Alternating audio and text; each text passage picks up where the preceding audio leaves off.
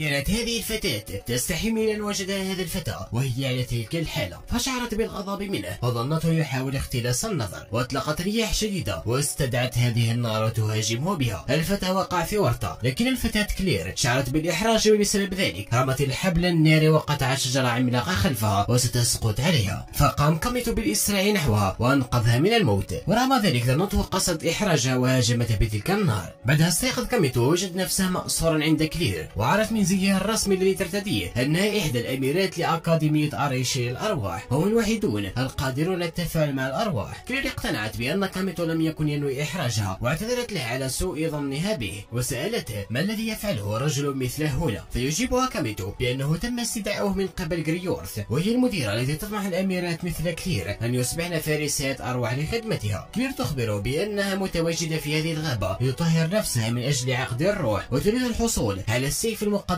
الأسطوري قاتل الشياطين المتواجد في هذا المكان المحمي بحاجز، ولم تتمكن من قبل أي أميرة في النجاح بالتعاقد مع روح هذا السيف الأسطوري. كلير متعاقدة مع روح النار سكارليت وتعتبرها شريكا عزيزا عليها، لكنها تحتاج لمزيد من القوة. كاميتو يحذرها بأن الأرواح المختومة خطيرة جدا لدرجة أنهم قد يقتلون مستخدميهم ما إذا سنحت لهم الفرصة. كلير لا تهتم لكل ذلك وتريد الوصول لهدفها، ولذلك تحتاج إلى روح قوية، وقامت بتدمير الحاجز ودخلت للمكان. كاميتو لحق بها لأنها واثقة من نفسها تماما بأنها قادرة على ترويض الروح، وهذا هو السيف الأسطوري. وطلبت كلير من الروح المختومة داخله أن تشكل عقدا معها وتعترف بها كسيدتها، ونجحت كلير في استخراج السيف، لكن يتحطم ويبدو أنه مزيف، وخرجت من الأرض الروح الحقيقية للسيف المقدس وتهاجم كلير وتريد قتلها. كلير لم تستسلم وتريد ترويض هذه الروح. كاميتو يطلب منها أن يهرب من المكان، فالروح لم تستيقظ بالكامل بعد من سباته وهذه فرصته. كلير ترفض ولا تريد المغادرة بدون الحصول على هذه الروح، فهي تطمح لتصبح أقوى، وأظهرت روح سكارليت وهاجمت بها تلك الروح المقدسة، وكانت قريبة من هزيمتها، لكن السيف أطلق صوتا مزعجا بعدها اخترق سكارليت. كلير حزينة بشدة لخسارة رفيقها الناري. السيف سيقتل كلير والروح قد استيقظت بالكامل. كاميتو سمح لذلك السيف باختراق يده، وطلب من الروح المقدسة المتواجدة داخله أن تشكل معه عقدا وتعترف به كسيد لها. فحدث وميز، وبعد ما اختفى استيقظ كاميتو وجد بأنه نجح، فقد ختمت الروح المقدسة في يده. كلير مستغربة كيف للرجل أن يشكل عقدا مع روح، فالأميرات هن الوحيدات التي يستطيعن التعاقد مع الأرواح. كاميتو يقول في نفسه بأنه كان هناك رجل فيما مضى تمكن من التعاقد مع الأرواح قبل 1000 سنة، وكان ذلك الرجل مستخدم أرواح قاد العالم إلى الفوضى والدمار، وهو ملك الشياطين سرايمان.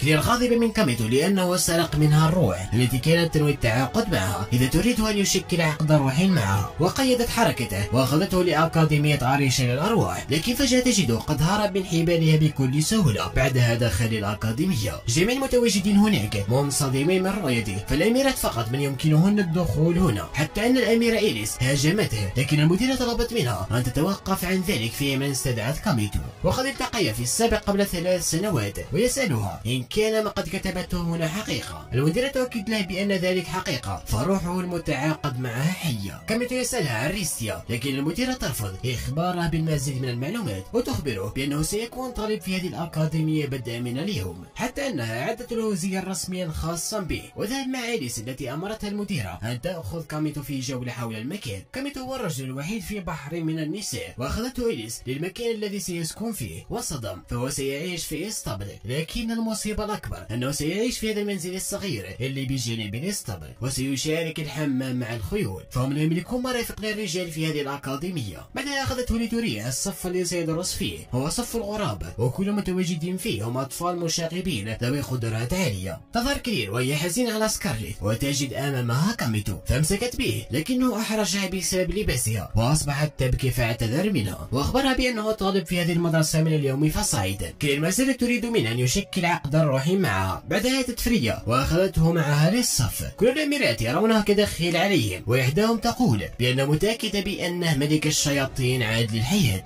وعرفوا بأنه روض الروح المقدسة. كلير استغلت ذلك وقالت للحاضرين بأنها روضت كاميتو بعدما روض الروح، وتريد أن يجلس بجانبها، لكن كاميتو يراها خطرا عليه ولن يجلس بجانبها. فجأة تتدخل رينسلي وتريد أن يجلس بجانبها، وتطلب من كاميتو أن يصبح خادمها، وأصبحوا يتشاجرون عليه. كل واحدة تريد أن يصبح عبدا لها. عاد كاميتو لمنزله الصغير بعد يوم طويل، ويتذكر كلام المديرة والتي أمرته أن يشارك في مسابقة الشفرة الراقصة ويفوز بها، فهو الوحيد الذي يمكنه مجاراة أقوى شفرة راقصة. فقد عادت أقوى شفرة راقصة وهي رين، وستحضر روح ظلام في مظهر فتاة كذلك، ولهذا لا فرصة أمام كاميتو ليرفض المشاركة في هذه المنافسة. الشفرة الراقصة هي بطولة كبيرة تجمع أسياد الأرواح. بلد الفريق الفائز سيحصل على الحماية من قبل أرواح الأسياد الخمسة لعدة سنوات. كاميتو طلب منه القدوم فلم يرفض ذلك، وهو يعرف أيضا أن الفائز مسابقة الشفرة الراقصة تتحقق إحدى رغباته. كاميتو يشعر بالجوع ولم يستطع الأكل في مطعم الأكاديمية لأن كل شيء ثمنه غالي. ولحسن حظه أتت ريزليت وأحضرت له الطعام. كاميتو ظنها شخصا طيبا لكنها تصدمه وتقول له بأن ستدعه يتناول الحساء للنبح مثل كلب مطيع، ويقسم على أن يكون خادمها. كاميتو أغلق عليها الباب وقال لها أموت جوعا أفضل من التذلل لفتاة. رينسلي تريد أن تجعله خادما عندها مهما كلفها الثمن، وكاميتو يحب الحفاظ على كرامته. وأخيرا اقتنعت وتركت له الطعام بدون أي مقابل. ولكن تأتي كلير وتخبرها أن لا تطعم روحها المتعاقدة بدون إذن منها، وتقصد كاميتو وبدأتا في الشجار. رينسلي شعرت بالغضب وظهرت الروح التي تعاقدت معها، حتى كلير استدعت سكارليت وتقاتلان بعضهما من أجل من يحظى بخدمة كاميتو. المصيبة أن سكارليت وقعت فوق منزل كاميتو فاشتعلت فيه النيران. رينسلي واثق من نفسها بأنها ستخمد هذه النيران بدون أي أضرار، واستخدمت قوة الجليد الغبية. لم تطفئ النار فحسب بل دمرت المنزل بالكامل. بعد تأتي إليس تخبرهم بأن المعارك محرمة على أرض المدرسة. إليس أخبرتهم بأنها ستقدم تقريرا بما جرى إلى قيادة الفرسان، وسيتم بعدها تبليغهم بالعقاب. كلير تستفزها وتقول لها أنها جبانة وعليها ألا تهرب، وتحدثهم جميعا في مبارزة. رينسليت أيضا تريد القتال بجانب كلير، فقبلت إليس بذلك وأخبرتهم أن قتالهم سيكون الليلة، وكاميتو أيضا سيشارك ويكون مع كلير ورينسليت. كاميتو ذهب مع كلير لغرفتها وأخبرته بأن ولا فتاة قبلت بالإقامة معها لذا تعيش لوحدها هنا. كاميتو يقول بأنها بحاجة ل5 أشخاص في الفريق لتشارك في مسابقة الشفرة الراقصة. كلير تقول له بأنها ستكون بخير لوحدها ما دامت لديها روح قوية، فهي ترى كاميتو كروح مطيعة لها. قدمت له الطعام فهو لحد الآن لم يأكل شيء. ولما كان كاميتو يطبخ في طعامه سمع صراخ كلير التي ذهبت للاستحمام، وجد حولها روحا مائية تقوم بتقييدها. كاميتو يطلب من روح المياه أن تهدأ، وأمسك بيد كلير وسحبها نحوه وأنقذها. كلير أعجبها كثيرا الطعام اللي أعده كاميتو. الأخير يسألها لما ترغب في الحصول على روح قوية، فتجيب بأن هناك شخص تريد رؤيته مجددا وتريه هذه القلادة والتي تعود للدقات إليستين، وهم مشهورون جدا. كلير تخبره بأنها الأخت الصغرى لملكة الكوارث روبيا إليستين، وتريد كلير رؤية أختها مجددا ومعرفة حقيقة ما جرى لها، لهذا تريد أن تصير أقوى.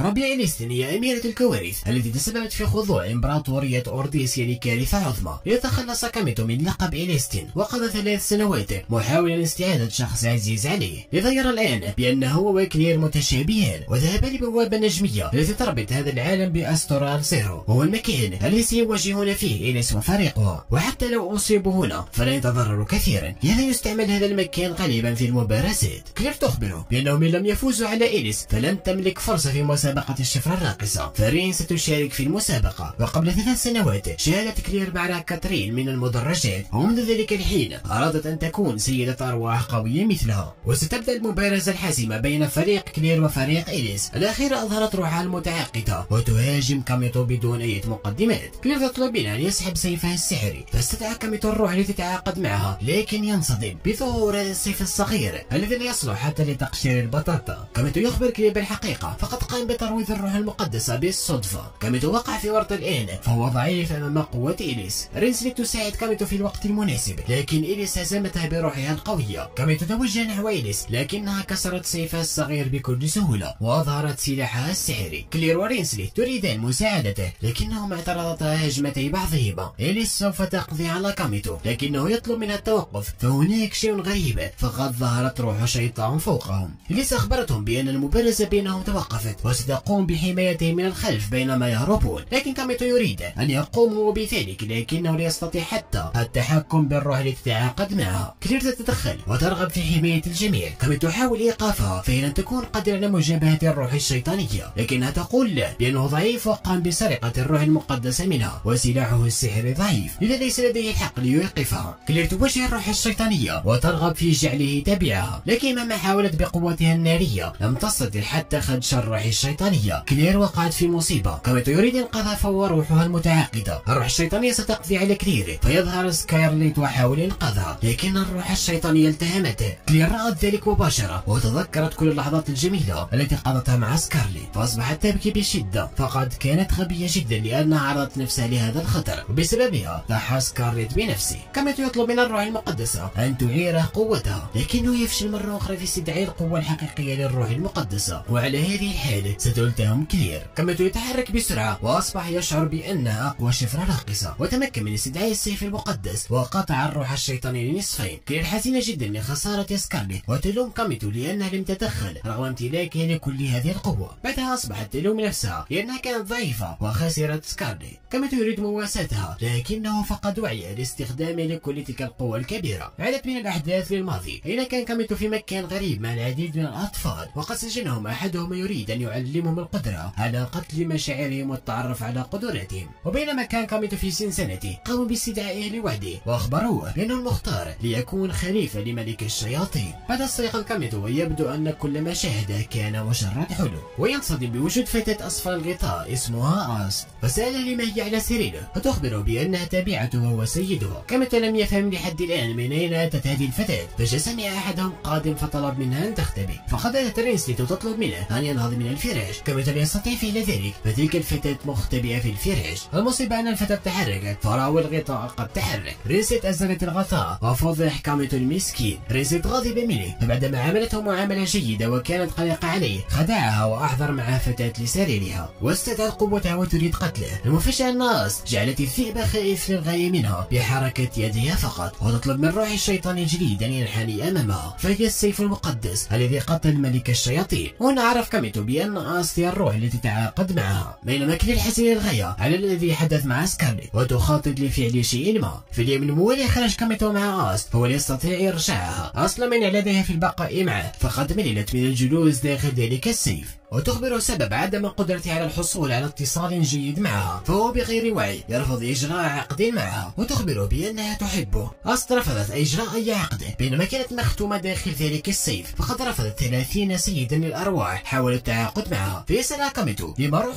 عظيمة مثلها اختارت إجراء عقد معه، وتجيبها آست بأنها شعرت بأنه مناسب لها فقط، لذا قبلت إجراء عقد معه. وفجأة هاجمه إليس وظنته يسعى خلف فتاة بريئة. آست أجابتها بدون أن تتحدث ودمرت سيفها بدون عناء، واخبرها كاميتو بان آست هي الروح التي تتعاقد معها. بعدها اعتذرت لإليس فقد كرهته فقط لانه فتى، وتقول له بانه كان رائعا وهو يسعى خلف الروح الشيطانيه محاولا انقاذ كلير، فسأل عن مكان كلير، فاخبرته بانها لم تخرج من غرفتها بعد، ويبدو انها ما زالت تحت تاثير صدمه فقدان روحها المتعاقده. كاميتو تفقد غرفتها ولم تكن هناك، فتقول لها إليس بان هناك حفل للتعاقد مع ارواح عسكريه في مدينه الاكاديميه هذا المساء. في هذا الحفل يجلب متطوعين من طلاب الأكاديمية لإجراء عقد مع أرواح عسكرية، وهناك روح قوية يمكنهم التعاقد معها، ويتم تحديد المتعاقدين عن طريق مسابقة الشفرة الراقصة. كما تعرف بأن كلير ذهبت لتشارك في هذه المسابقة، لكنها لا تملك روحا متعاقدة وذلك خطير جدا عليها، فذهب مسرعا نحو مكان الحفلة ليوقفها عن ذلك. وتظهر كلير وترغب في القتال لوحدها بدون مساعدة أي أحد، وتقابل الفتاة الغريبة التي تخفي هويتها، وتشكر كلير لأن كاميتو يستفيق حاليا بفضلها، وتقول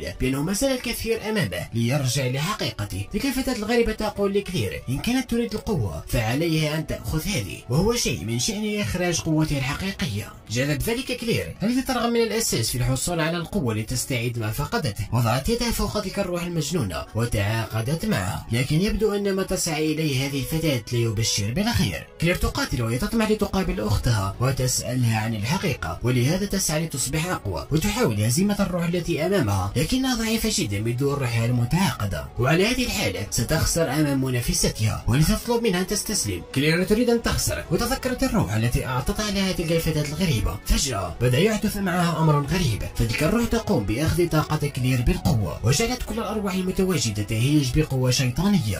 تخبر كاميتو بأن هذه الروح المجنونة، وهي روح تتملك الأرواح الأخرى مسببة لها هيجانا، والأرواح التي تتملكها تفقد قدرتها على التفكير وتستمر في القتال حتى تختفي من الوجود. وهذا الوحش الأسود هي سكارليت. كاميتو يطلب من آست أن تمنحه قوتها، فظهر السيف المقدس ويريد أن يطهر سكارليت من تلك الروح المجنونة. كاميتو يقول لكلير: هل هذه القوة التي كنت تطمحي للحصول عليها؟ كلير نادم على اللي فعلته، لكنها بحاجة للقوة. في الماضي عانت كثيرا من نظرة الناس نحوها لأنها الأخت الصغرى لملكة الكوارث، وقد عاشت وحيدة كل ذلك الوقت. كاميتو يقول لها: أنت لست وحيدة وسأكون بجانبك. كلير لا ترغب منها أن يقترب منها وضربته، ورغم ذلك كاميتو اقترب منها وقال لها بأنه يحب شعلتها ويريد حمايتها، ويخبرها إن أرادت القوة فسيكون روحها المتعاقدة ولن يواجه سكارليت المجنونة. ويخبر كلير بأن شركتها لم تختفي بل فقدت قوتها بشكل مؤقت. كلير تقول بأن هيجان سكارليت بسببها، لذلك ستسترجعها بنفسها، وهاجمت الختم الذي على يده بقوة سحرية، وقام كاميتو بسيفه المقدس بهزيمة الروح المجنونة. وعادت سكارليت لكلير. كاميتو يسألها أين أجرت عقدا مع تلك الروح المجنونة. فجأة تظهر الفتاة تريستي التي أعطت لكلير تلك الروح المجنونة، وهي تعرف كاميتو منذ فترة طويلة وتخبره بأنها اشتاقت له. بعد جعلت تلك الروح القوية التي أقيمت عليها هذه المسابقة تستفيق، ثم غادرت وهي تقول لكاميتو بأنها انتظرته ل3 سنوات. كاميتو يقول بأنه خطأه، فيبدو أنه السبب في جعل ريستي تتغير هكذا. كلير تسأله ماذا تكون تلك الفتاة بالنسبة له، فيخبرها بأنها روحه المتعاقدة. إن وصل هذا الشيء إلى البلدة سيحدث خرابا، لذا على كاميتو وكلير التعامل معه. كاميتو يقطع أرجل ذلك الشيء ويقوم بحركات مطابقة لحركات رين أقوى شفرة راقصة، وبمساعدة كلير قضى على الروح المجنونة، لكنه فقد وعيه لاستخدامه الكثير من القوة. كلير ترى بأنه يشبه كثير الرين، ويظهر هذا الشخص الغريب وقد كان يراقب كل ما حدث. مرت الأحداث واستيقظ كاميتو، وكالعادة يجد آست معه في نفس السرير. المصيبة أن كلير دخلت عليه ورأت ذلك وقيدت حركته وتريد معاقبته. بعدها أتت إليس ورينسليت. كاميتو شعر بالفرح لذلك وظن بأنهم سيفسرون لكلير ويشرحون لها بأن آست روحه المتعاقدة، لكن حدث العكس، فكلهم يرغبون في معاقبته. المسكين كاميتو يعاني كثيرا من غيرة الفتيات. بعد تظهر هذه الفتاة وهي قادمة من الأكاديمية وتقول: أخيرا وجدتك يا رين.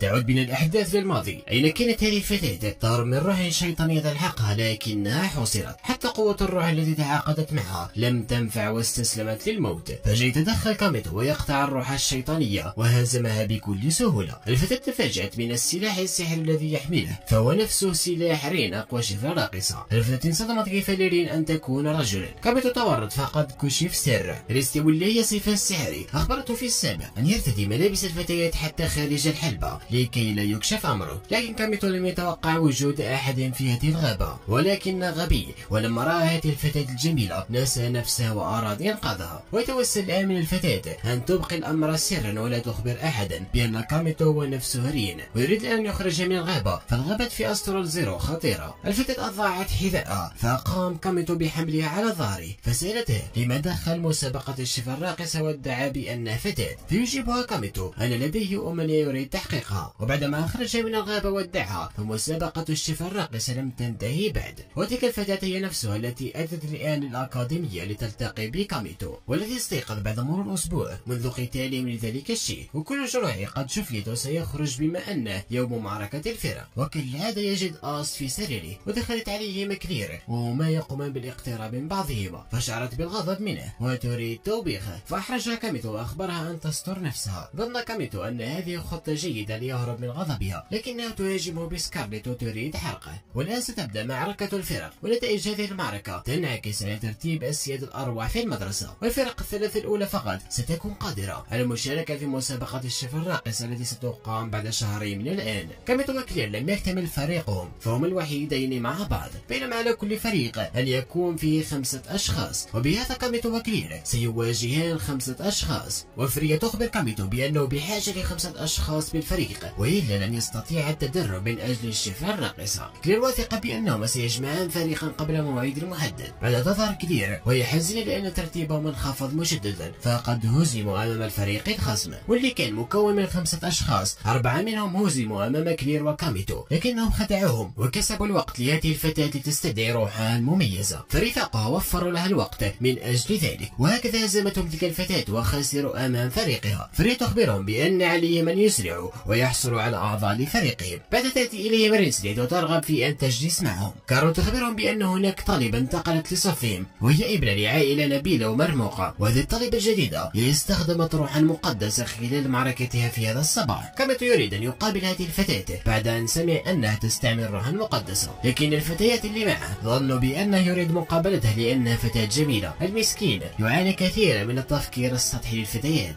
رينسليت أيضا لم تجد أعضاء لفريقها، فقد حاولت تشكيل فريق، لكن كبرياؤها لم يسمح لها بالطلب من أحدهم أن ينضم لها. بينما كلير تقول بأنها ستطلب من الطالب المنتقل الانضمام إليهم. رينسليت تلمح لكلير بأنها ترغب في الانضمام لهم. كما تفهم ما ترغب رينسليت أن تقوله، وأخبر كلير وهو يريد من كلير أن تقبل بانضمام رينسليت لهما، فهي قوية ومناسبة لغايتهم. لكن كلير ترفض لأن رينسليت لا تفكر بالعمل الجماعي مطلقا، لكن أقنعها كاميتو وقبلت كلير. لكن رينسليت تريدهما أن ينضما لفريقها، وبدأت في شجارها مع كلير إلى أن ظهرت إليس وتريد من كاميتو أن ينضم لفريقها. كاميتو يفكر بأن إليس تملك أعلى الدرجات، وأيضا فريقه يحتل مرتبة عالية، ومتأكد بأنه لو انضم لفريقها سيتمكن من الدخول للشفرة الراقصة، لكنه لا يستطيع ترك كلير التي عانت من خيانة أختها روبيا، لذا لا يرغب أن يعمق لها جراح خوفها من الخيانة، ورفض الانضمام لفريق إليس، والتي أخبرته بأن المديرة تريد رؤيته. تظهر روح الظلام ريستيا وتقابل هذا الشخص الغريب. المديرة تخبر كاميتو بأن هناك شخص تريد أن يقابله، وهي فيانا الطالب المنتقل حديثا، وهي نفسه التي تعرف سره بأنه هو نفسه رين أقوى شفرة راقصة، لكن كاميتو لا يتذكرها. المديرة تخبره بأن هذه الطالبة الجديدة فيانا ستنضم لصف الغربان برفقته، وتخبره أيضا بأن لديه مهمة خاصة، فهي تريد من فريقه أن يقوم بحراسة فيانا. ريسي تتحدث مع الشخص الغريب وتخبره بأن هناك شيء موجود في بلدة التنقيب يسبب لها مشكلة كبيرة، حيث أنه محاط بطبقات قوية من الأختام، وسيستغرق الأمر أشهر باستخدام مراسم إلغاء العقد لوحدها. جوينزاغ يقترح عليها أن تأخذ الوثائق المختومة من مكتبة الأكاديمية، وبعدها يقول لها بأنه ليس مهتم بالذي ترغب في فعله، فهو يريد أن يثبت بأنه الخليفة الحقيقي لملك الشياطين. كما تنصدم من قدوم فيانا لمدرستهم، فهي أميرة مشهورة، بينما هي تخبره بأنها مثله الآن وهي مجرد طالبة، فالناس أصبحوا ينادونها بالأميرة الخاسرة. فقبل 4 سنوات وعندما اختفت أميرة روح النار روبيا، حاول البرلمان السماوي تنصيب أميرة أرواح ثانية لتأخذ مكان روبيا وتساعد في تهدئة غضب ملك الأرواح، فتم اختيار فيانا لتكون خليفة لها، لكنها لم تقبل بذلك، وبسبب رفضها تم إزالة وجودها من العائلة المالكة، وأخذت إجازة من السياسة، لكن ولا أحد يعرف سبب رفضها لأن تكون خليفة لروبيا. والآن على كاميتو أن يبقى بجانب الأميرة فيانا ويحرسها، وهي مهمة خطيرة جدا، لكنها سترفع من رتبة فريقه. فالمديرة تريد منه أن يذهب لبلدة التنقيب، وهي منطقة استخراج معادن الأرواح، وقد أصبحت بلدة أشباح قبل عقود مضت. وفي الآونة الأخيرة كانت هناك زلازل غريبة تحدث بالبلدة، لذا تريد المديرة منه أن يتحرى عن الأمر. كما يعتبر هذه المهمة سهلة، لكن فريا تخبره بأن هناك روح عسكرية وهي سلاح دمار شامل قد يدمر مدينة لوحده، ومثل هذه الأسلحة تم ختمها في نهاية الحرب العظمى الأخيرة وتخلصوا منها. والزلازل التي تحدث في البلدة ربما تكون عودة هذه الأرواح، لذا لو تبين لكاميتو أن الختم بدأ يضعف، ستقوم فيانا بإجراء طقوس رقصة الروح لإصلاح الختم. كلير تعترض وترفض بقاء فيانا معهم في نفس الغرفة. فيانا أزعجت كلير ووصفت غرفتها بالفوضوية. كاميتو أخبرها بذلك رغما عنه، لأنه لو لم يقم بتأييد كلام فيانا لفضحت سره بأنه رين. بعدها فكر ووجد بأن الغرفة ضيقة، وقرر أن يخرج ويبحث عن مكان آخر يبيت فيه. كلير لا تستطيع أن تعيش بدونه، فهو من يقوم بالغسيل وتحب طعامه كثير، وأيضا هي خايفة أن يلتقي بإليس أو رينسليت ويقترب منهما. فيانا سألت كلير ما علاقتها بكاميتو، فتخبرها بأنه روحه المتعاقدة، فغضبت فيانا وتحدثها في مبارزة، والخاسر سيغادر هذه الغرفة. المصيبة أنها ليست معركة حقيقية بل معركة طبخ. كلير الغبية طبخت بكل ثقة، ولا تعلم بأنها فشلت، وقدمت لهم طعاما أسودا وكأنه فحم، وأيضا تقول لهم الشكل ليس مهم، فالمهم هو المذاق، لكن طعامها لا مذاق مذاق ولا شكل ولا هم يحزنون. حتى فيانا قدمت لهم طعام شديد الاحمرار وجعلت كلير تأكله لتتضرر من الحار الكثير الموجود فيه، وسقطت فوق الطاولة. وهكذا تعتقد فيانا بأنها فازت عليها. يا أخي غبائهم من أين يستوردونه؟ جو إنزاغي بدأ تحركاته وتسلل لمكتبة الأكاديمية. كلير مرضت من شدة الطعام الحار. أستخبر كاميتو بأن هناك شخص سيء بالخارج، فجو إنزاغي هزم كل حارسي المكتبة، فهو قوي للغاية وكاد يصيب إليس، لكن ظهرت كلير وكاميتو في الوقت المناسب ليستخبروا بأن هذا الشخص متعاقد مع روحين وقد أخذ ما يحتاجه بالفعل، وهي الوثائق المختومة من مكتبة الأكاديمية، ولن يحاول الهرب، لكن كاميتو لحق به وكسر سيفه. لكن المفاجأة أن جو إنزاغي يظهر روح متعاقدة ثالثة ويرغب في أن يصبح مثل ملك الشياطين سوريمان الذي قاد 72 روحا. كاميتو يقول بأن ذلك مجرد أسطورة وليست حقيقة، وجو إنزاغي يريد أن يصبح خليفة لملك الشياطين ويحقق تلك الأسطورة. كلير حاولت مباغتته بهجوم ناري، لكنه استخدم روحا رابعة وكاد يهزم كاميتو لولا تدخل فيانا، لكنها من الخوف لا تستطيع التحرك وجو إنزاغي سيقتلها، فيصد كاميتو هجومه لكنه أصيب في يده. وهكذا هرب جو إنزاغي وقد حصل على ما يريده. وتظهر ريستيا وهي تضحك وكانت تشاهد كل شيء. وعادوا للأكاديمية وكاميتو قد شفي من إصابة يده. فيانا ترى بأنها السبب في الذي حدث، فهي لم تستطع حتى التحرك من مكانها. كاميتو يقول لها بأنهم ما زالوا يخططون للتوجه لبلدة التنقيب من أجل تحقيقهم. بعد خرج مع بعض وقد رأتهم رينسلي فشعرت بالغيرة، ويبدو أنها تحب كاميتو، ولذا أخذ مع فيانا للغابة وسألها كيف تعرف حقيقته، فبدأت تلمح له ليتذكرها، فقد قاتلها قبل 3 سنوات في مسابقة الشفرة الراقصة، وقد أتت للأكاديمية بعد أن سمعت إشاعة عنه. فقد سمعت بأن ذكرا سيدا للأرواح قام بإيقاف روح عسكرية، لهذا بحثت عنه، ولما وجدته أرادت أن تكون معه في نفس الفريق، فإن استطاعت أن تكون في نفس فريق رين ستتمكن من الفوز بمسابقة الشفرة الراقصة القادمة، وذلك سيجعله تستعيد مكانتها وشرفها، وستنتقم من كل الأشخاص الذين سخروا منها ووصفوها بالأميرة الخاسرة. رينسلي جعلت كلير توافق على الانضمام لفريقهم وتذهب معهم في المهمة. إليس عثرت على كاميتو وفيانا وحدهما في الغابة فشكت فيهما، فلا تريد أن تسمح بحدوث ذلك، فهي تحب كاميتو أيضا، بينما تظهر بأنها تقوم بذلك من أجل قانون الأكاديمية. يا أخي كل الأميرات يحبونه، وذلك لنقص المنافسة، فهو الفتى الوحيد الموجود في بحر من النساء. إليس وفريقه متجهون لبلدة التنقيب في مهمة، فعليهم الإمساك بجيو إنزاغي واسترداد الوثائق السرية المسروقة. كاميتو أخبر إليس بأنهم متجهون لنفس المهمة، لذا يطلب منها أن تنضم لهم، لكن إليس رفضت، فكرامتها لا تسمح لها بالاعتماد على أحدهم، ولن يستعدوا للذهاب نحو بلدة التنقيب.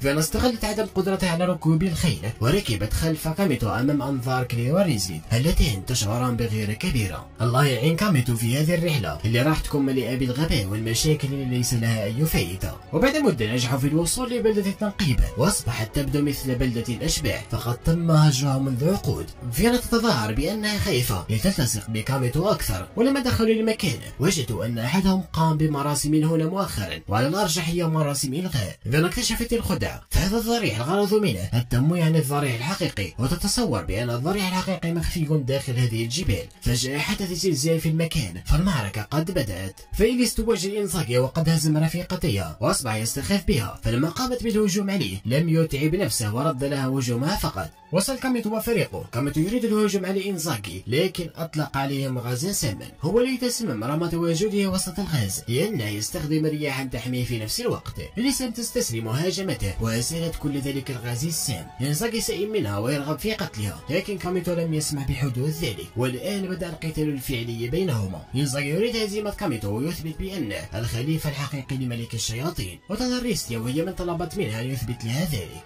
كاميتو يقول له توقف عن قول هذه الخرافات وكأنها قصص حقيقية، وقام بكسر سيفه، فروح أوست هي أقوى سيف بالوجود. لكن إنزاغي يستمر باستدعاء أرواح جديدة كلما كسر سيفه. كلير حاولت تقييد حركته، لكنه رد لها هجوما قويا وأصابها، حتى لما هاجمتها رينسلي استدعى روح الأرض وتصدى لكل سهامها الجليدية، وأيضا استخدم روح الأرض وقيد حركتها كليا. كاميتو يريد الهجوم يهجم على إنزاغي بسيفه، لكن ينصدم بأنه أصبح صغيرا فقد استعمل الكثير من القوة. إنزاغي يهاجم بطاقة كبيرة وكاميتو لا يستطيع تفادي ذلك، فلو قام بذلك سوف تصاب فيانا التي تعالج جروح إليس وتضرر كثيرا من صد ذلك الهجوم. ولن يريد إنزاغي أن يقضي عليه نهائيا، وسيستخدم أحد أقوى الأرواح التي يمتلكها وحصل عليها من روح كاميتو المتعاقدة ريستيا. فجأة تتدخل فيانا وتصدر الحكم المقدس باسم الملك، فيظهر حجر الدم واستدعت سيف العدالة الذي يطفئ الظلام ملك الدمار المقدس، وتسبب الهجوم بدمار كبير. إنزاغي احتمى خلف دعامات الضوء ثم اختفى. كاميتو يسأل فيانا ما كان ذلك،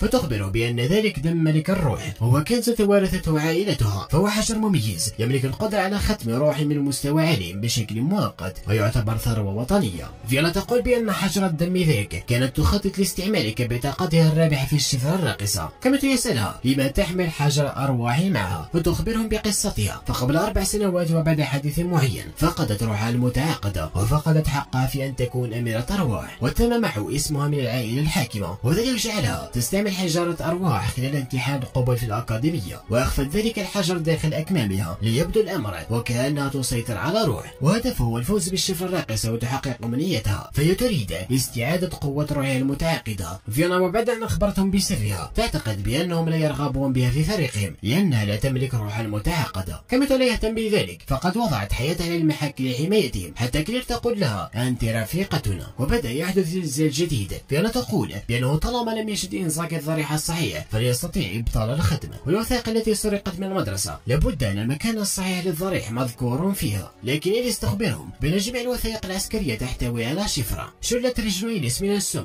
ورينسلي لم تتعافى بالكامل، لذا لم يبقى إلا هؤلاء الأربعة القادرون على القتال.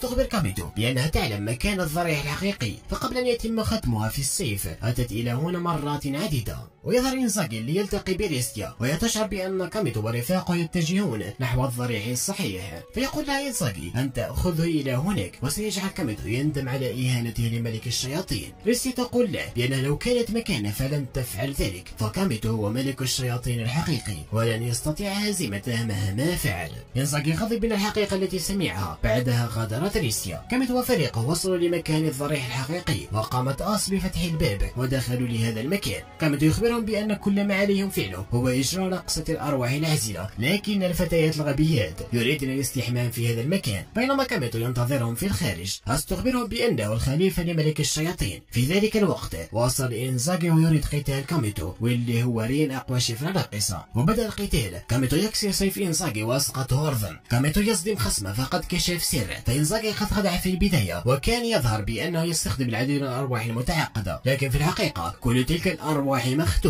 لكن إنزاغي ما زال مصرا ويرغب في قتله ويثبت له بأنه ملك الشياطين، لكن كاميتو يتفادى هجماته بكل سهولة. إنزاغي يستخدم حجرا غريبا ويطلق هالة سوداء. كاميتو هرب من ذلك خوفا على أصل، فخدعه إنزاغي وتحرك بسرعة وطعنه. فإنزاغي أيضا يملك حجر الدم والذي يمد بقوة تسمح له بالسيطرة على العديد من الأرواح، والآن يريد أن يسلب من كاميتو روح السيف خاصته، لكن كاميتو قد خدع فكلير خلفه، لأن فيانا فتحت باب الضريح وقامت بتأدية احتفالية رقصة الروح. فشلت حركة إنزاغي وذراعه بدأت تلتوي، لأن جسده ضريح للعديد من الأرواح المختلفة، وهذه الأرواح تستجيب لرقصة فيانا ولم يعد بإمكانه السيطرة عليها وتمكنوا من هزيمته. في ذلك الوقت تظهر ريستيا وتخبرهم بأن مهمتها إطلاق الروح المختومة هنا. إنزاغي يرفض الهزيمة وما زال يصر على هدفه وهو أن يصبح ملك الشياطين. ريستيا تقول له أنت لست ملك شياطين، فأنت مجرد خاسر. إنزاغي يطلب منها أن تمده بقوتها، وذلك ما فعلته. ريستيا أصبحت سيفا في يده.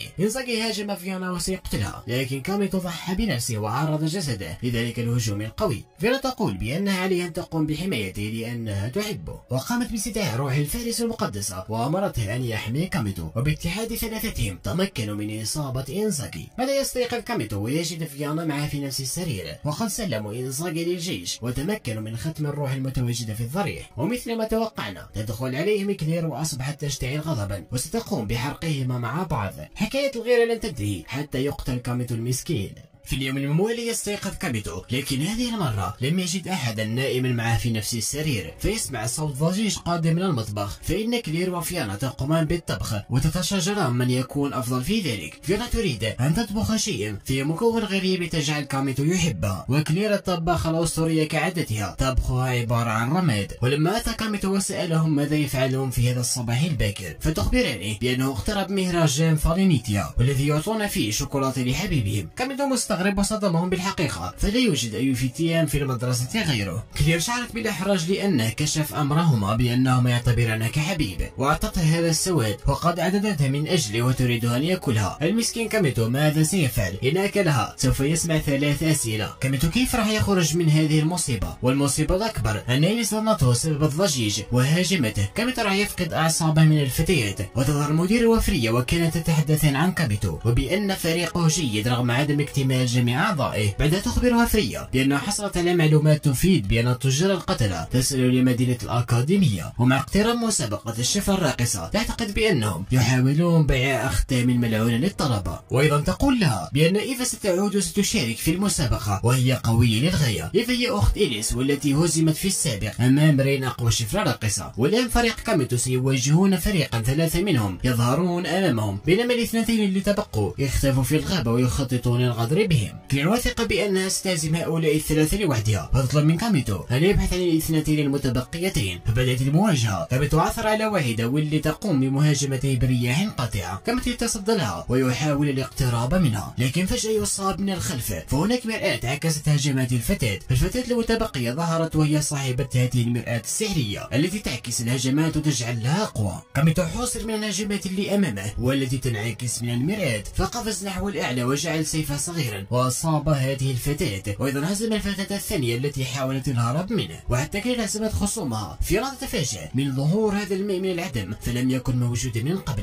فجأة يظهر منه روح الماء ويقيد حركتها. كلير حاولت إنقاذها، لكن روح الماء مضاد لنيرانها، فقامت فيانا باستدعاء سيد السيافين خاصتها ودمرت روح الماء. وهكذا هزموه، وظهرت سيدته التي كانت تختبئ داخل تلك المياه. وبدأ عادوا للأكاديمية بعد تحقيقهم بالانتصار الثالث على التوالي. والفريق التالي الذي سيواجهونه هو فريق إيليس، وإن هزموا فريقها سيصبحون في المرتبة الثانية خلف صاحب المركز الأول وهو فريق إيفا، وهي أقوى سيدة أرواح في المدرسة وتلقب بالحصن الصامت. بعدها تظهر هاتين الفتاتين وتحاولان استفزاز كلير ويذكرانها بأختها أميرة الكوارث التي تسببت بدمار الإمبراطورية. كاميتو أخبر كلير الغاضبة أن تهدى فإن تشاجرت معهم الآن فلن يستطيعوا المشاركة في مسابقة الشفرة الراقصة. فتظهر رينسلي وتريد تلقين هاتين الفتاتين درسا لن ينسوه. ولما رأوا قوتها تجمدوا مكانهم من الخوف وهربوا كالجرذان. رينسلي أتت لأنها سمعت بأن فريق كاميتو سيقيمون حفلة انتصار، فدعتهم لمطعم في المدينة على حسابها، فهي تريد أن تأكل معهم جميعا. ولم تستطع قول ذلك لكي لا تجرح كرامتها، لكن كارول فضحتها. لكن قبل الحفلة على كاميتو أن يدرس بعض الحصص الإضافية. ولما ذهب وجد هناك إيليس وجلس بجانبها، فاعتذرت له على سوء ظنها به في الصباح. إيليس ترغب في حفظ كتاب الأرواح بأكمله، فأخبرها كاميتو بأن ذلك سبب فشلها وسيعلمها الأجزاء المهمة منه فقط. إيليس أعجبت بطريقة تدريس كاميتو، لكن يبدو أنها أعجبت به هو وليس طريقة تدريسه. بعدها أتت مدرستهم فريا وتقول لهم بأن الأختام الملعونة هي أرواح مختومة مصطنعة ويمكن استخراج قوتهم بالقوة وتوفير عناصر جديدة لهم. بعد نهاية الدرس خرج كاميتو مع فريقه ورأى كلير تشاهد قلادات هذا المحل، ويبدو أنها أحبت هذه القلادة. رينسيت أخبرت كاميتو بأنه غدا عيد ميلاد كلير، ويبدو أن كاميتو يفكر في إهدائها هذه القلادة التي أحبتها. ولما ذهبوا للمطعم للاحتفال لاحظ كاميتو إيليس وقد مرت عليهم. كلير شعرت بالغيرة لأنه مهتم بإيليس وتقول له بأن إيليس في فريق خصمهم وعليه أن يهتم بها هي، فهو روحها المتعاقدة. يا أخي كاميتو يعاني من هؤلاء الفتيات، ورغم ذلك لا يهتم ويعامل كل فتاة كما تريد. هذه الفتاة كانت تتظاهر بأنها ندينة في هذا المطعم، لكنها تخفي شيئا ما وتخطط لاستغلال قوة كلير لصالحها. والآن يقابل كاميتو إيليس في الحديقة مثلما اتفقا وسيذهبا للمكتبة ليدرسا مع بعض. إيليس تخبره بأنها تريد أن تدرس في غرفتها، لو تسمع كلير بذلك، وهذه غرفتها وأول مرة تسمح لولد بالدخول إليها. ويجد كاميتو بأن إيليس أحد المعجبين برين، لذا يفكر بأنه لا يمكنه أن يسمح لإيليس بمعرفة الحقيقة، فهو نفسه رين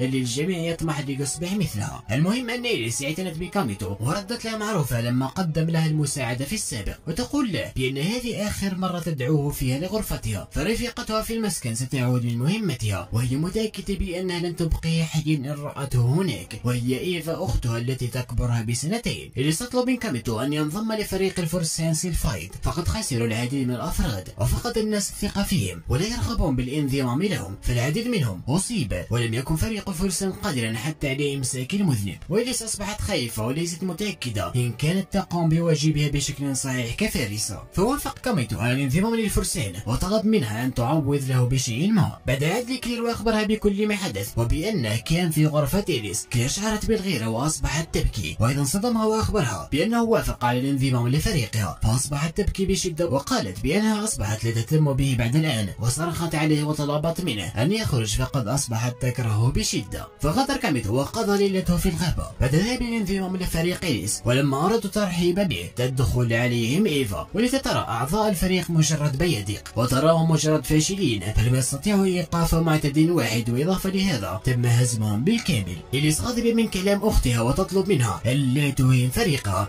إيفا ترفض التراجع عن الكلام الذي قالته، وهنا تدخل كاميتو فأحبت أن ترى مقدار قوته وهاجمت الجميع وحدثت هذا الدمار وتسببت في سقوط كل أعضاء فريق الفرسان. والأعضاء اللي صمدوا أمام هجومها اختارتهم لينضموا لفريقها، وبالفعل لم يرفضوا ذلك، والوحيد اللي رفض هو كاميتو. فأخبرتها إيفا بما أنها رفض الانضمام لها فستقوم بتدميره. بعدها غادرت. كاميتو لم يستسلم وشجع إليس وفريقها لينسوا ما حدث ويقوم بمساعدة الطلبة، ونجحوا في ذلك. وتظهر ريستي ويتراقبهم، وقد نجح فريق إليس بفضل كاميتو في التخلص من الوحوش وفضل المشاجرات. إليس تخبر كاميتو بحكاية أختها إيفا والتي كانت فارسة رائعة، لكن بعد مدة تغيرت طريقة تعاملها مما تسبب في نزع منصب القيادة منها. والآن لم تعد إيفا ذلك الشخص الذي تطمح إليس لتصبح مثله. إليس وقعت في حب كاميتو لكنها تخفي ذلك، حتى الطعام أعدته من أجله، لكن آس تطلب من كاميتو أن يطعمها. إليس تحاول التحكم بمشاعرها فهي تشعر بغيرة كبيرة من اللي يحصل أمامها. وفجرها كاميتو سكارليت، ولما لحق بها أرشده لكلير والتي ما زالت تحبه وفرحت لرؤيته، وكانت تنتظر منه أن يصلح خطأه، لكن كاميتو يقول لها بأنه لا يستطيع الذهاب معها الآن، فهو يقوم بحراسة مدينة الأكاديمية رفقة إليس، وقام بدعوته لتنضم لهم وتشارك معهم الغداء. لكن كلير لا تحب الجلوس مع فريق الفرسان، فدائما يقومون بإهانة أختها. بعد تظهر إليس وقد لحقت بكاميتو، كلير أصبحت غاضبة بشدة وتقول له بأنها ليست بحاجة إليه، وأصبحت تبكي وغادرت وتركت أغراضها التي كانت تخفيها عن كاميتو، ويبدو أنها كانت تنوي أن تقدم له هدية. وبينما كانت كلير تجري لوحدها وتريد أن تبقى وحيدة، كانت هاتين الفتاتين تراقبانها، وتظهر لهما هذه الفتاة الغريبة وأخبرتهما أنها ستمدهما بقوة كبيرة تكفي لهزيمة كلير، والتي ذهبت للغابة لوحدها وتطمع لتصبح أقوى وتجد أختها وتكتشف حقيقة ما حدث قبل 4 سنوات. وفي ذلك الوقت تظهر تلك الفتاة الغريبة. كاميتو وإليس يتمشون مع بعض في المدينة. إليس تخبره بأنها في البداية تطلعت لأن تصبح مثل أختها إيفا، والتي كانت فارسة عظيمة مجتهدة وتكره الظلم، وعملت بجد على تحسين مهاراتها في المبارزة وحاولت أن تكون مواطنة مثالية. إليس منذ صغرها وهي ترغب في أن تصير فارسة مثلها، لهذا التحقت مباشرة بصفوف فريق الفرسان والذي كان تحت قيادة أختها، لكنها تغيرت وبدأت في البحث عن القوة وكأن شيئا يدفعها لذلك. وفي الغالب أن السبب هو مباراتها قبل 3 سنوات مع أرين، فقد تغيرت تماما بعد المباراة. والآن تريد إليس أن تظهر لأختها ما الذي يعنيه أن تكون فارسا، لذا ترغب في أن تملك قوة حقيقية يوما ما، ولذا ستشارك في الشفرة الراقصة. كاميتو يسألها إن كانت تكره رين، فتجيب بأنها كرهتها عندما هزمت أختها، لكن بعد مشاهدتها تفوز طوال البطولة وجدت نفسها تنجذب إليها، فهي متأكدة بأن رين كانت تشهر سيفها لمساعدة الآخرين لا لنفسها. كاميتو تتأثر بكلامها فهي تتحدث عنها وقام بشكرها. تلك الفتاة الغريبة أمسكت بكلير وهي الشخص الذي يبيع الأختام الملعونة. الفتاة الغريبة تريد السيطرة على عقل كلير وتقول لها بأنها ستمنحها قوة كفيلة بتدمير كل شيء. كلير أعجبها ذلك، لكن لما تذكرت كاميتو أظهرت قوتها وتخلصت من القيود ورفضت عرض الفتاة الغريبة، فهي تثق بكاميتو وليست بحاجة لقوة مزيفة كتلك بعد الآن. لكن الفتاة الغريبة أحضرت هاتين الفتاتين معها وقد أمدتهم بقوة غريبة وسيطرت عليهما، فقد أعطتهم أختام الملعونة. كاميتو اشترى هدية من أجل كلير، وفجأة شاهد انفجارا في المدينة وجدوا العديد من الأرواح الهائجة تدمر المدينة. إليس حاولت الهجوم على هذه المرآة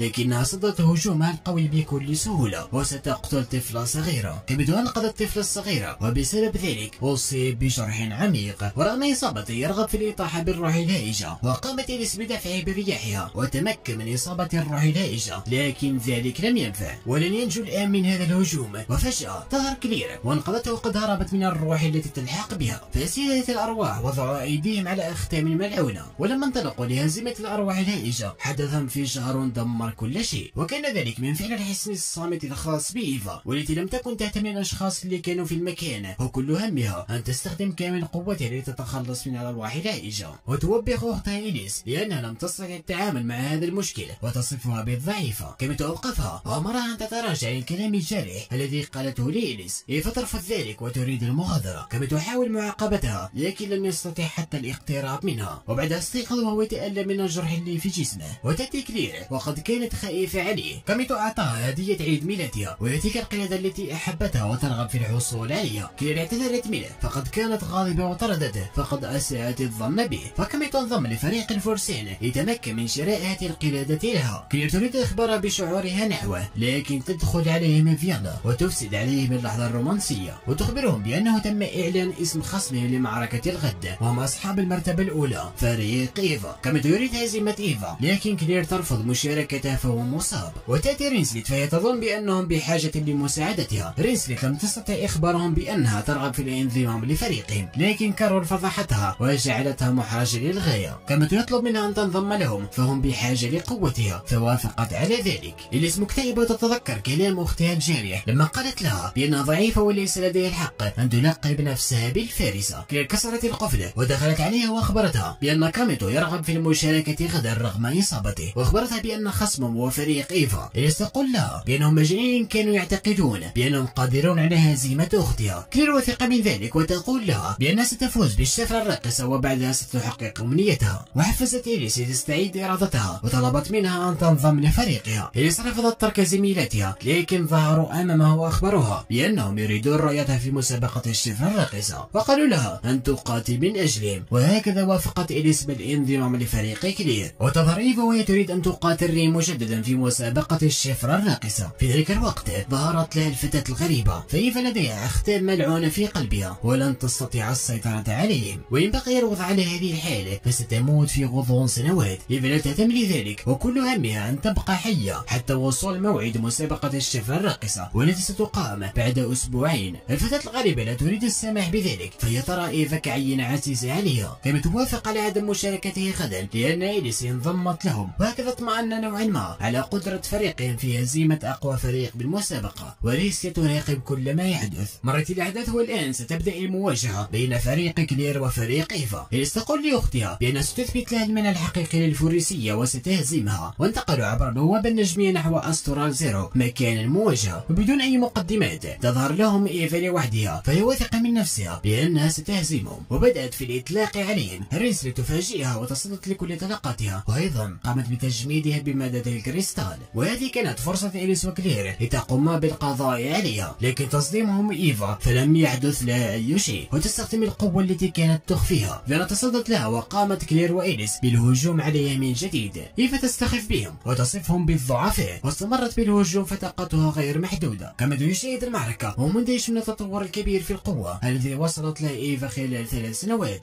فيانا لا تستطيع الصمود أكثر من هذا وقوتها بدأت تتلاشى. كلير هجمت بنيرانها، بعدها قامت رينسلي بتجميد إيفا ثم أحرقت كلير ذلك المكان مرة أخرى، وذلك تسبب في بداية تحطم الرجل، فسلامة الهيكل فشلت بسبب الفرق الشديد في الحرارة. وبعدها أطلقت إليس رياحها وتدمر الهيكل بأكمله، لكن إيفا ترفض الهزيمة وبدأ يظهر ذلك الظلام وتحولت لروح هائجة، فهذا ختم ملعون وقد خرج عن السيطرة. إيفا لا تستطيع الآن السيطرة على روحها. المديرة تشاهد بأن الضرر في أسترال زيرو بدأ بالتفاقم، لكن لا تريد إيقاف المباراة، فهي تعلم بأن ريسكي تقوم باستغلال طالباتها، ورغم ذلك سمحت بالأمر وقامت بالإمساك بكلير ورينسليت وفيانا وتقوم بامتصاص طاقتهم الروحية. كما تقرر التدخل لإنقاذهم. إليس تحاول إنقاذ رفاقها لكنها وقعت في ورطة ويبدو أن هذه نهايتها. وفجأة يقطع يد درع إيفا فقد ظهر كاميتو أخيرا وأنقذهم كلهم من تلك الهالة السوداء. كلير محتار من تواجد كاميتو هنا فهو مجروح وبالكاد يستطيع حمل سيفه، لكن كاميتو لا يهتم ولا يسمح بأذية رفاقه. كاميتو يتحرك بسرعة خاطفة وكأنه غير مصاب، وكل من يشاهد حركاته يرى فيه رين أقوى شفرة راقصة، لكن اقترب من الوصول لحدوده وجرحه بدأ ينزف ويريد أن يستعمل آخر هجوم له ويدمر تدمر مصدر طاقة إيفا الروحية، لكن إيفا تظهر رمحا لن يقدر على اختراقه. فيلا تستخدم سحر العلاج وقذفت نحو كاميتو فشفيت جراحه. كيلورينس يتقيد حركة إيفا، بينما إيليس أطلقت رياحها على كاميتو لتضاعف سرعته وتمكن من طعن مصدر طاقة إيفا الروحية. إيفا لما اقترب منها كاميتو عرفت بأنها ريل، وهكذا هزموا إيفا وقد دمر الختم الملعون المزروع في قلبها. وتظهر الفتاة الغريبة وتخطط هذه المرة أن تستغل كاميتو، لكن وفجأة تظهر المديرة وتقول لها طلابي ليسوا لعبة بيديك، وهذه طالبتها الفاشلة والآن تريد معاقبتها. الفتاة في قمة الخوف من المديرة والتي قامت بالتهامها، وأيضا هي تعلم بأن ليست فوقها وتشاهد كل ما يحدث. ليست تقول لها بأن لن تسمح لكاميتو أن يفعل ما تريده. بعدها اختفت. والآن فريق كلير يريدون الاحتفال،